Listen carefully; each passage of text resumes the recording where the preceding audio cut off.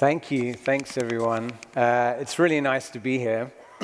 It was a long way, and it's pretty late in the day, so I don't know how refreshed you feel after those in and outs, but yeah, I hope this goes all right. And look forward to having fun with you all later. So this talk is, it's called Psychedelic Agnotology and the Need to Move to a Transformative Paradigm. So we'll get into that. But to start off with, just to say, psychedelics are raising really interesting questions about evidence in general.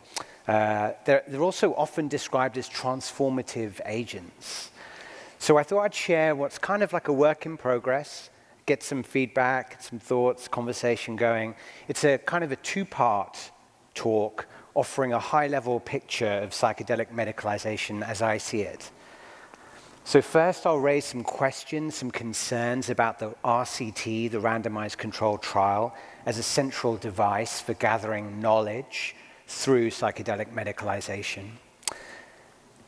And it's to kind of trouble the usual line that they're seen as the gold standard of evidence, which relates to a question that was asked at the end of Joost's talk earlier. And then after that, I hope to consider some opportunities that are arising as we pivot to what's called real-world evidence. And I'll propose one approach that I think nicely complements the phenomenon of transformation itself. So, before that, a couple of acknowledgements. Roland Griffiths, who died early last week, taught me a lot about how to think carefully about psychedelic research and epistemology, the sort of how we know what we know about psychedelics. And Rachel Jane Liebert, with whom I'm developing this transformative evaluation approach that I'll speak about. Also, some disclosures. I'm a part-time scholar in residence at Tactogen Public Benefit Corporation and an ambassador to the Fireside Project. Okay, so those who follow psychedelic science will know that the clinical RCTs, or randomized controlled trials, are kind of getting into trouble methodologically these days. There was a kind of clickbait focus on headline results, and that's kind of given way to a far deeper scrutiny of the trial methodologies. I found these articles useful to think with. In order, they are, and they're not the only articles that do this, but they are a call for open science practices with far greater transparency in research, the outlining of 10 technical challenges in conducting psychedelic RCTs, including the problem Rick mentioned of participants getting unblinded to which treatment condition they're in. We wrote a paper on dark loops that can consequently emerge over the course of trials, and they point to the wider matrix in which participants are embedded, that the environment into which they go while they're participating in a trial, and from which they come each time they come in to have a session. There's the underreporting of adverse events and psychological support in trial publications, and Joost's paper is one of the ones that's up there on that. And the last is also an example he mentioned, which is of projects that are trying to drill into what we even mean with catch-all variables like setting. That was the Delphi study that he mentioned at Imperial. So psychedelic RCTs clearly are helpful for a lot of participants. And what many of these critiques point to is a fuller accounting of what's happening within them. And one framework for understanding at least some of the issues with psychedelic RCTs comes from this sociological subfield of agnotology, which is the study of ignorance and related terms like uncertainty. So where epistemology is the study of knowledge, agnotology is the study of ignorance. And Robert Proctor, in 2008, defined what he described as at least 3 kinds of ignorance within the Western scientific episteme. You can have ignorance as what he described as native state. So this is the original darkness in need of enlightenment. Here, ignorance can also be seen as a resource. It's kind of needed to keep the wheels of science turning. with studies producing more questions than answers. You know, at the end of research, there'll always be the more research is needed, this kind of thing. So it's this way of thinking about kind of ignorance as something that is productive, or that's produced through science, and constantly what science tries to battle, even as it produces more of it. Then there's ignorance as lost realm, or also selective choice. And this highlights how we ask certain questions or look in certain places, but not others. And that will be based on what we think will be useful, rather than what may actually turn out to be useful.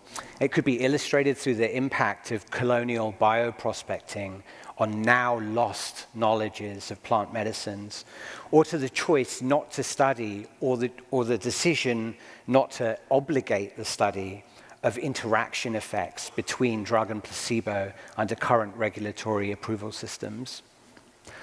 And then the last is ignorance is deliberately engineered and strategic ploy, where ignorance is actively produced.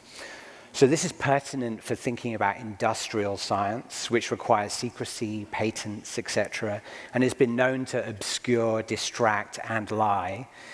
In relation to this, we can see how one problem with the RCT data in the psychedelic space is that claims about what psychedelics can do under certain circumstances are being turned into statements about what they will do in all circumstances.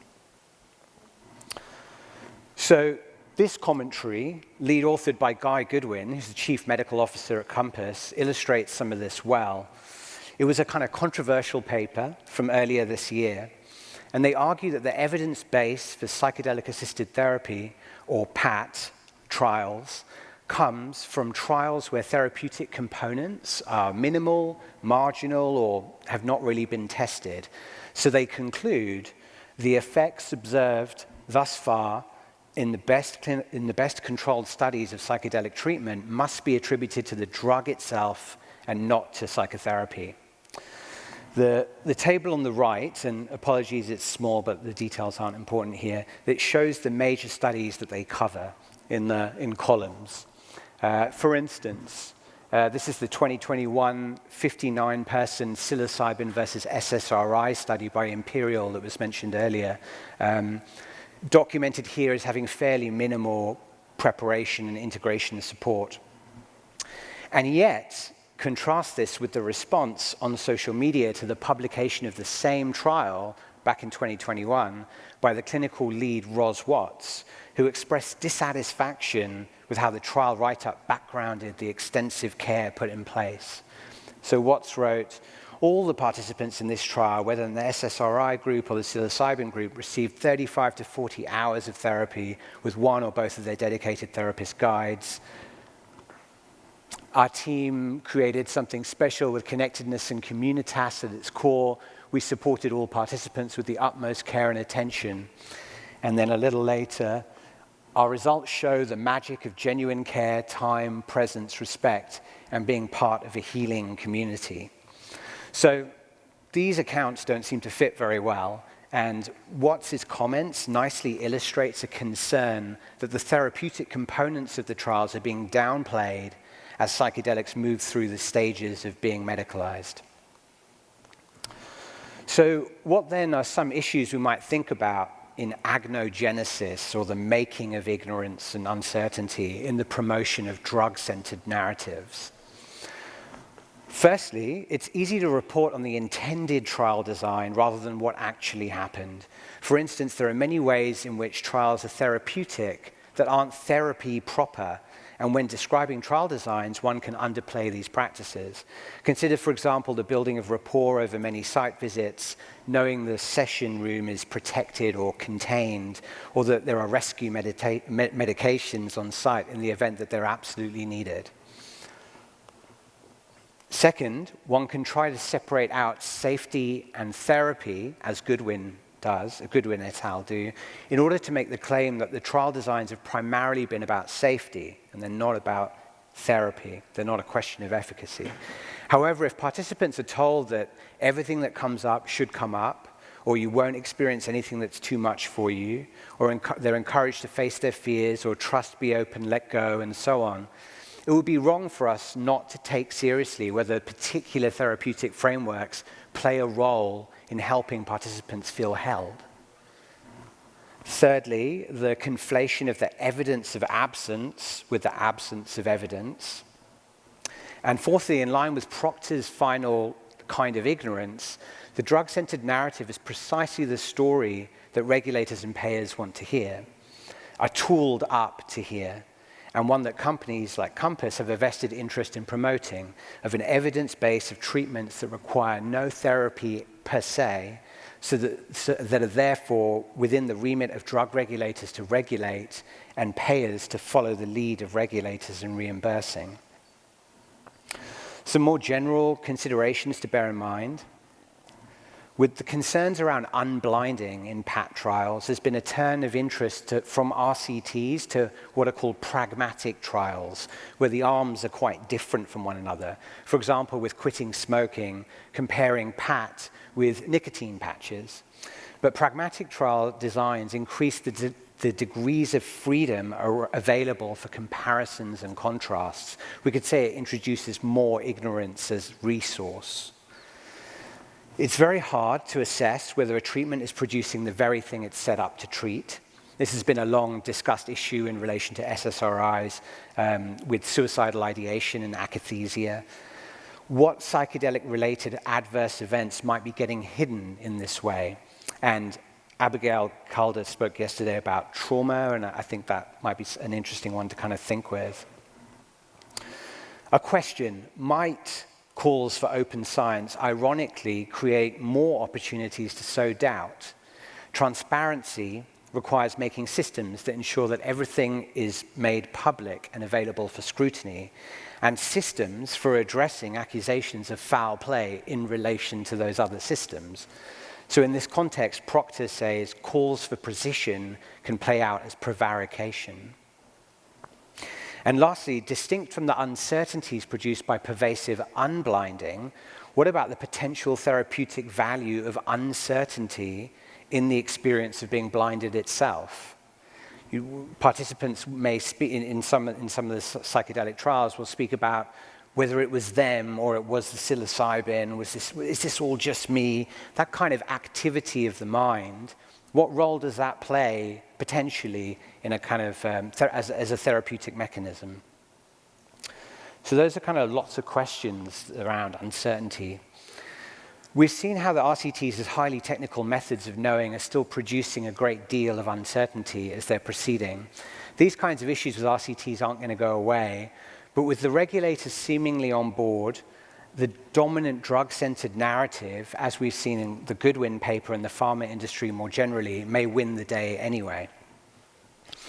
As a result, and with the progress that companies like Compass and MAPS are making, the need for real-world evidence has come into vogue in psychedelic science.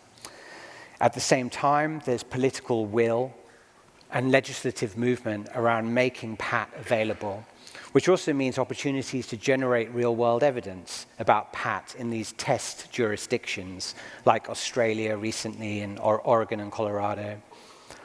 Here we should remember that the meaning and scope of real-world evidence is not unproblematic. It's what legal scholar Daniel Aaron has called a God term, a phrase that seems so immediately good as to inspire loyalty. Plus, it's been defined as any data other than RCT data. So it's very broad. It tends to come from, real-world evidence tends to come from real-world data, which is gathered through systems of pharmacovigilance. These systems require political will, funding, and enforcement to be effective, none of which is a given. They tend to be focused on safety, and real-world data tend to be individual measures. Electronic health records, hospital room visits, evidence of serious adverse effects, drug misuse, and so on.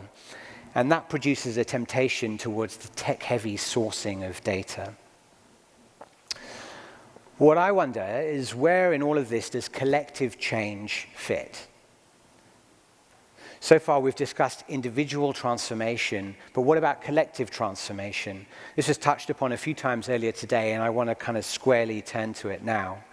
For instance, what forms of shared capacitation, social and cultural transformation, and collective safety, risk, and harm are being created? And what ways of knowing psychedelics are appropriate to these transformative possibilities? So answering these questions takes us well beyond RCTs and standard real-world data metrics. We need to make use of alternative paradigms, paradigms where, in the end, ignorance and uncertainty may not be a bad thing. Indeed, they may be what enlivens the work itself. So in order to think about this, it's useful to frame PAT as a complex intervention in a wider system. Skivington and colleagues explain, a trade-off exists between precise, unbiased answers to narrow questions and more uncertain answers to broader, more complex questions. Researchers should answer the questions that are the most useful to decision makers rather than those that can be answered with the greater certainty. So the point is not to eliminate uncertainty, but to tolerate different degrees of it across the evidence that we generate in proportion to how useful it is to answer the questions being posed. Skivington et al. Also turn our attention to how the system changes with the intervention. They say attention is given not only to the design of the intervention itself, but also to the conditions needed to realize its mechanisms of change and or the resources required to support intervention reach and impact in real-world implementation. So this, I think, speaks directly to the role accorded by Betty Eisner to the matrix in understanding PAT's transformative effects.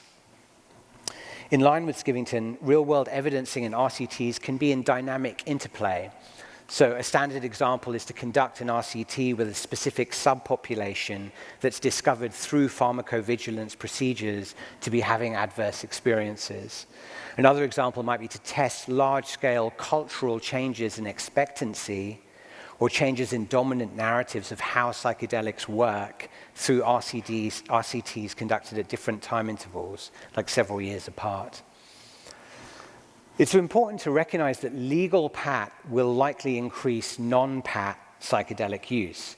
To the extent that that can be tracked, any increase in non-PAT psychedelic use would provide indirect pathways analogous to dark loops in clinical trials for PAT to potentially lead to wider changes. So alternative paradigms for real-world evidencing work more closely with collective transformations. And I want to turn to one coined by Donna Mertens as the transformative paradigm. Mertens writes, all knowledge reflects the power and social relationships within society, and an important purpose of knowledge construction is to help people improve society.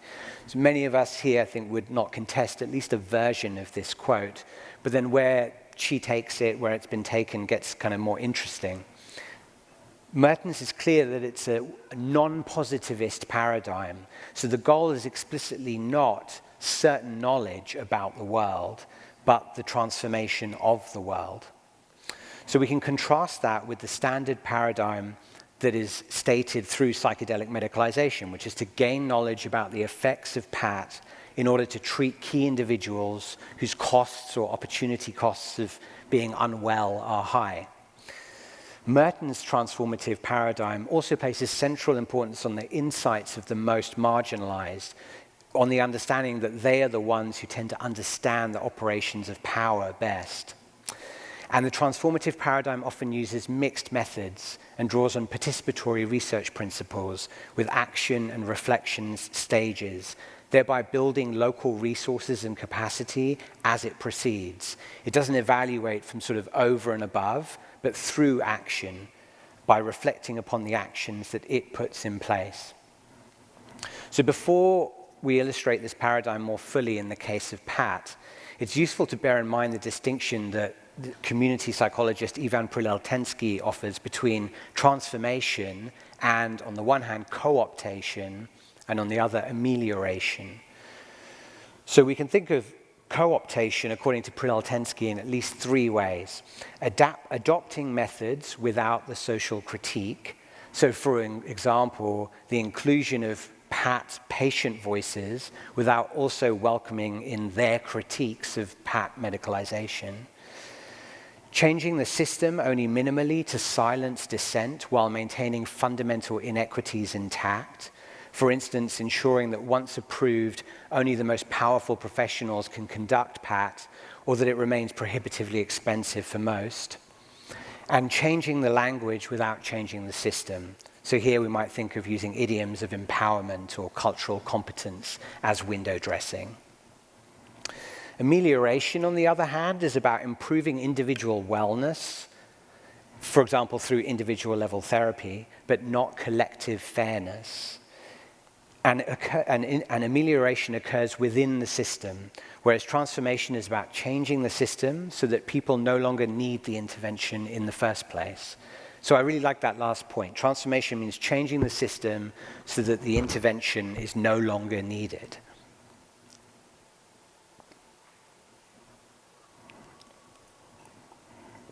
So here's our take on what transformative evaluations of real-world PAT would look like. We see them as offering the knowledge ecology, what the pollination approach offers for geographically local communities. Bennett Zellner has described the pollination approach, it was in a MAPS bulletin, like 2020, I think, as the cultivating of local activity in and through PAT administering centers as a way to counter the extractivist tendencies of monopolistic capitalism and its mass scaling approach. The recommendations of transformative evaluations also may not scale or fully apply elsewhere, but they should help to grow the transformative potential of what we're evaluating in front of us. We argue that transformative evaluations need to be explicitly accountable to the social movements that align with their transformative goals, their transformation goals. So to use Vanya's term from earlier, we could think about how transformative evaluations can serve the goals of these social movements that they align with. And that's not about subsuming science to politics, but about questioning the idea that knowledge producers, researchers, evaluators, and so on, are separate from the community. After all, wouldn't it be wrong to assume that no knowledge making happens within communities? One implication of this is that transformative evaluations need to be reflexive to ensure that the evaluation's own methods work towards and are certainly not harming the chances of achieving the goals of the social movements that they partner with.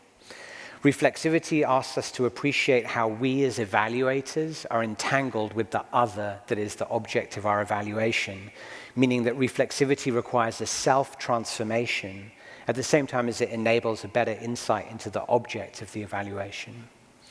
It's also a good complement to the ignorance that comes from selective choice, to be aware of that selective choice process. The recommendations of transformative evaluation show us how to improve PAT in line with the evaluation question, again, so that the intervention is more likely to achieve its partner movement's goals. And for this, a necessary first step is to involve people who are actively involved in these movements, to bring a critical lens from which to shape the evaluation's questions, design, activities, and recommendations. So how could all this come together? So here are some guiding questions we might consider alongside some example co-evaluators we might want to partner with in order to begin to document PAT's effects at a collective level. So let's take them one row at a time. The first one, how does or could PAT lead to community and/or political organizing? So the literature measuring changes in feelings of connectedness resulting from psychedelic experiences usually focuses on an individualized mode of administration. Can we look further into the growth and transformation of collectives and their transformation into something more politicized resulting from the sharing of psychedelic experiences?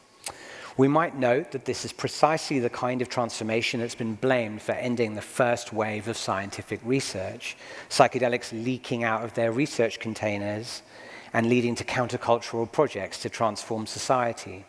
Well, if there were real causal connections then, perhaps we need to study them now.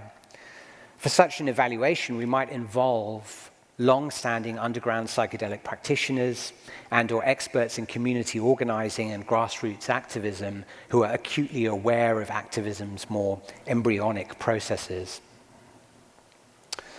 Another example. How does or could PAT help to combat iatrogenesis in mental health care? Iatrogenesis meaning the harm that's caused by the mental health care system itself. So this is one promise of PAT for those critical of contemporary mental health care, is too oriented around drugs, around pharmacopoeia. It's in no way a given, as we saw with the Goodwin paper, but by and large, PAT has brought much further into psychiatric debates than other recent drug-based interventions, conversations around relationality, care, and substances as therapeutic adjuncts.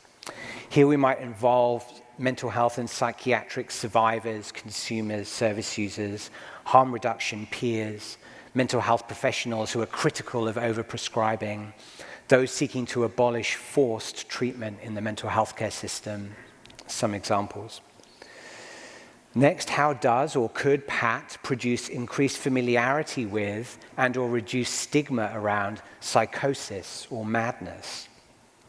This is to ask if the prevalence and normalization of PAT impacts movements to depathologize or destigmatize extreme states not produced through psychedelics.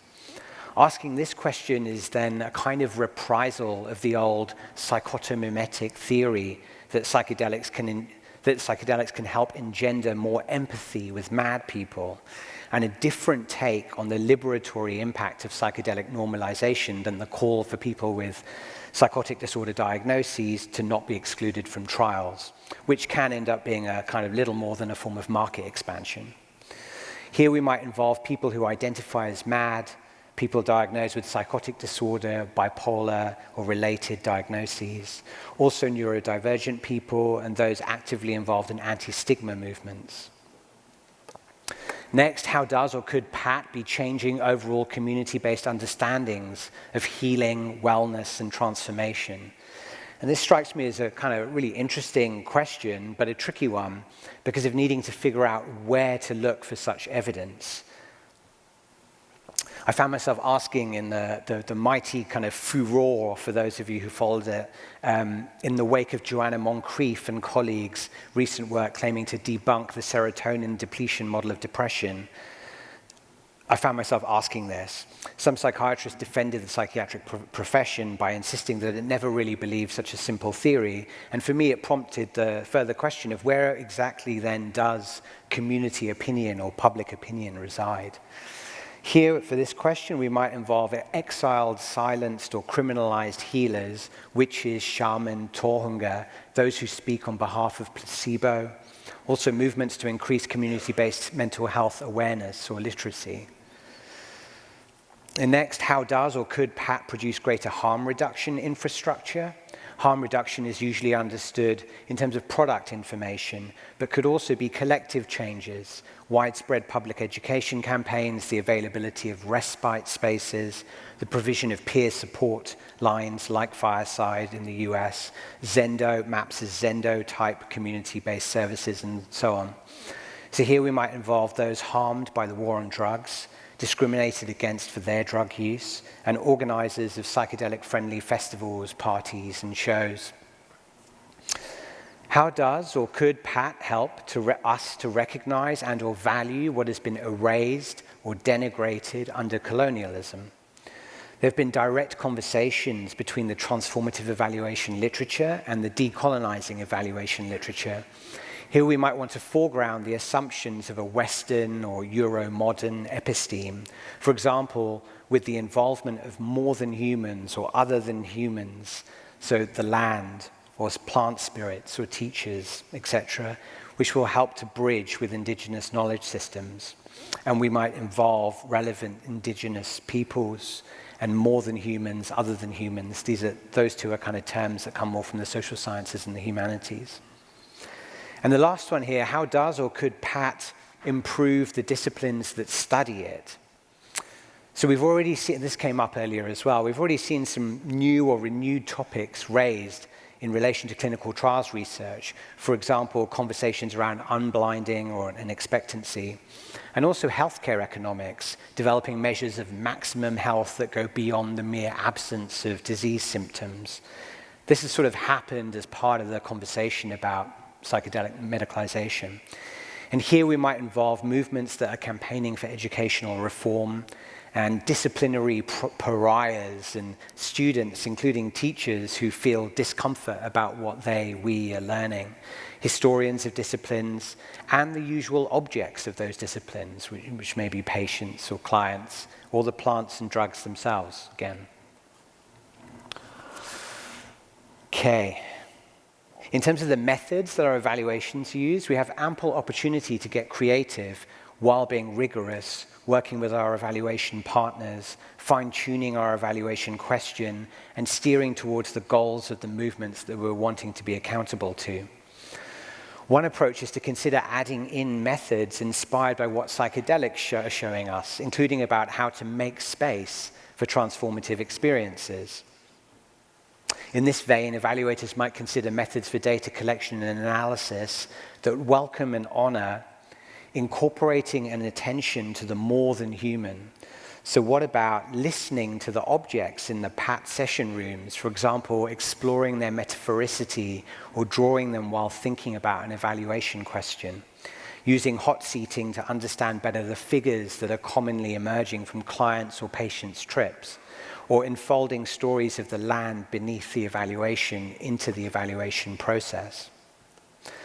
Next, taking seriously experiences of connectedness, we might incorporate methods that draw on what is created between us as the relational, or what we together become as the collective. How about participatory analyses where the themes are determined by consensus, completing surveys not individually but in pairs, for example, or conducting focus groups while doing something, collectively tending to plants or fungi, for example. And lastly, how might we bring the rich imaginal realms revealed through psychedelic experiences into our evaluation methods themselves? And here, Rachel Jane Liebert has developed a framework for making space for the imagination through methods, evaluation methods that involve mystery, ritual, and pausing. And then in terms of accountability, a transformative evaluation commits to knowledge sharing, which is critical given the historic irrelevance and/or violence of evaluations for marginalized communities. The Aotearoa Psychedelic Maori Advisory Ropu, or group, set up by the psychedelic research team at the University of Auckland is a nice example here. The Ropu is made up of indigenous expert advisors who are tasked with ensuring the cultural safety of psychedelic science and therapy interventions, from their design right through to their evaluation. The extent to which these kinds of bodies have legal, bureaucratic teeth is crucial. And transformative accountability also requires putting the evaluation recommendations into a variety of creative forms beyond standard academic publications and reports, with particular attention to speaking to and with, and not for or about, marginalized people. So, a kind of concluding summary, psychedelic clinical RCTs are successfully leading psychedelics through drug approval processes, and yet their value in educating about PAT will remain inconclusive. The emerging delivery of PAT in test jurisdictions offers an opportunity to evaluate PAT in a real-world context. A transformative paradigm fits well a shift from PAT evaluation designs that measure the amelioration of the symptoms of the treated individuals to designs that measure collective changes and commit to changing wider pathogenic conditions. And transformative evaluations recognize how the most marginalized stakeholders and social movements relevant to the evaluation question may have the most insightful analyses and then develop evaluation designs together. Okay, thanks for listening.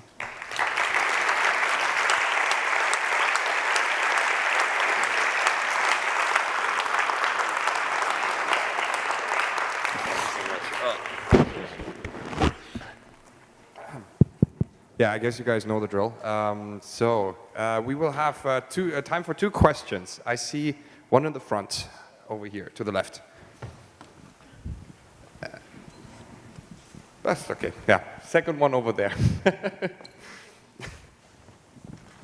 Hi, thanks for your presentation. I've got a question. You spoke about dark loops in clinical trials. Could you explain what dark loops are, please? Yeah. Sorry, yeah. Well, in the clinical trials in the clinical trials where they're contrasting a psychedelic with, say, a placebo, for example, we see rampant unblinding in those trials. And so from the moment, if you also recognize that those trials are extended in time, they might be a few weeks long or a couple of months long or whatever, during that time, you can have this kind of systematic confounding of the data because the people who are unblinded and realize they have had a psychedelic may be far more invested in trying to research their experience, connecting with other people in the community, trying to share experiences with others and so on, than the people who are in the placebo group. So that's what we described in a recent paper as dark loops in the clinical trials. Yeah. If you think about it like clinical trial circuitry, dark loops within that you can do different things with. You can try and minimize those dark loops that weren't anticipated at the trial design stage as they arise. You can simply describe them, or we argued in that paper, you can even lean into them. You can sort of recognize that they may be having an unanticipated healing effect of their own, but the more that you lean into them, the more you move away from the kind of the strict control kind of an RCT of the design. Yeah, I hope that's clear. Yeah, thank you. All right, the second question over there to your left. No, you're right there. Hello. Hi. Thank you for your presentation and thank you for the opportunity for this question. I really enjoyed the epistemological, gnoseological component of your presentation, so I would just, I would love to ask a question about this component, because in psychedelic science and generally in cognitive neuroscience, whatever, we commonly do not draw too much attention to philosophical issues. So, as long as you have been talking about topics which were involving discursive reflection in them, so working with some people, activists, or whatever, I wanted to ask you about the application of the practical application of the paradigm, which you propose, because the power imbalance, which is recreated in every drug-related system, which has a government and governmental institutions which have this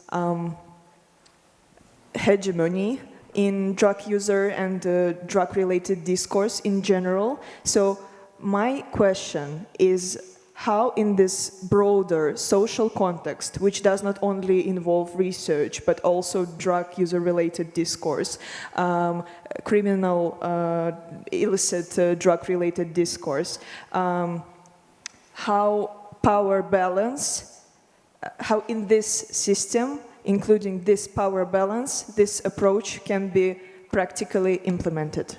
Sorry. Thank you. Yeah. No, thanks. Right. Well, I mean, there is a move right now towards being interested in real-world data, right? And in certain kind of jurisdictions, it's kind of become a very lively topic, but it tends to be very focused, and that's kind of the focus of my talk, is that it tends to be really focused on these individual measures.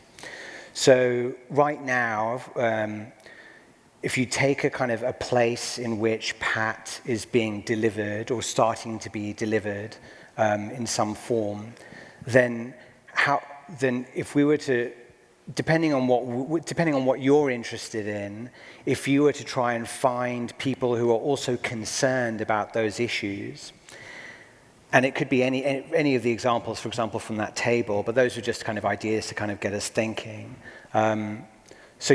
So take one of them, which is around the kind of stigma around psychosis and madness. So there will already be movements in that area that will be working in the kind of anti-stigma kind of vein. And all the proposal here is to begin with meeting people in those movements and co-designing a way of thinking about how can we do maybe it would be a pre and post thing, or maybe it would be a way of ascertaining, using qualitative and quantitative measures, levels of stigma, maybe amongst psychedelic naive folks who then get PAT, and afterwards, do they feel the same way? Compare and contrast that against any stigma they might have about psychedelic experiences, for example. So you sort of come up with a design together. But I mean, it oftenly is those ideas which can be obtained with those people who are actually concerned, they might have not been properly funded because governmental institutions are not interested in research which is like, which is done from the paradigm of people from the down. Yeah, that's a real issue. I mean, there might, in different places it works differently, but there may be some government agencies that are more interested in that, but perhaps they're more oriented, for example, around public health, you could make a pitch to. But meanwhile, funding is always an issue, yeah. Where do you get your funding from? Putting something together, making something philanthropic, I mean, yeah, it's a definite problem. Thank you for your answer. Yeah, Okay. yeah, happy to talk more about it, yeah. I will reach out to you. Thanks. Great. All right. Give up another round of applause for Tehseen Noorani, ladies and gentlemen. Thank you so much.